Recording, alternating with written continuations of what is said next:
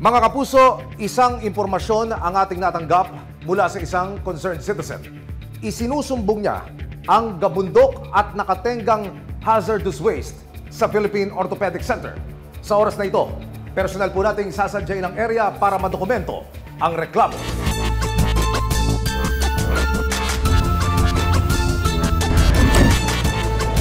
Tayo po ay nasa area na ng Banawe, Quezon City ngayon. Kasama ho natin ang mismong complainant at siya mismo ang magdadala sa atin doon po sa tambakan ng hazardous waste. Kuya, ito ho yun? Ito ho? Opo. Yan po ay sardos na basura, kulay yelo. At tuwing umaga o kaya sa susunod na araw, ang kuhain lang ng truck dyan is kulay green at black.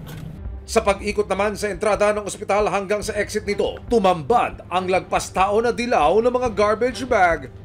Naabutan namin ang ilang mga tauhan ng ospital na nakamask at naglilinis ng katas na tila nang gagaling sa mga basura. Parami na siya ng parami. Hanggang yan na nga, nangangamoy. Tapos, lalo yung mga nakarang araw, umuulan Nagkatas siya. So, talagang mabaho. Tapos yung langaw nga dyan ang lalaki. Sa pangalawang araw na pagbabantay ng resibo, makikita pa rin ang tumpok ng mga yellow bag na dinadaan-daanan ng mga empleyado.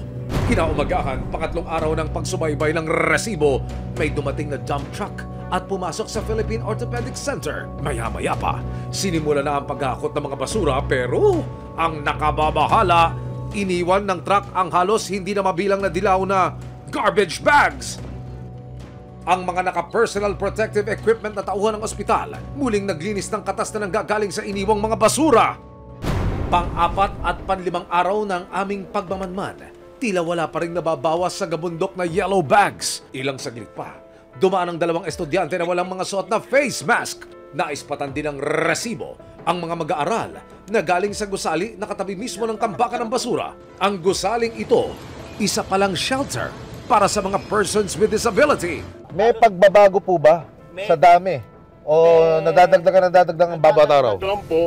May kukunin lang po yung sa ibabaw. Ang problema, yung sa ilalim is nabubulok na. Pag mahangin, ay naku po, ay napakabaho at nakakawawa naman yung mga pasyentes natin dito, lalong-lalo na po yung mga nakatira doon, mga disabled sa tahanang walang hangganan. Maraming salamat sa panonood, mga kapuso. Para masundan ang mga reklamong nasolusyonan ng resibo, mag-subscribe lamang sa GMA Public Affairs YouTube channel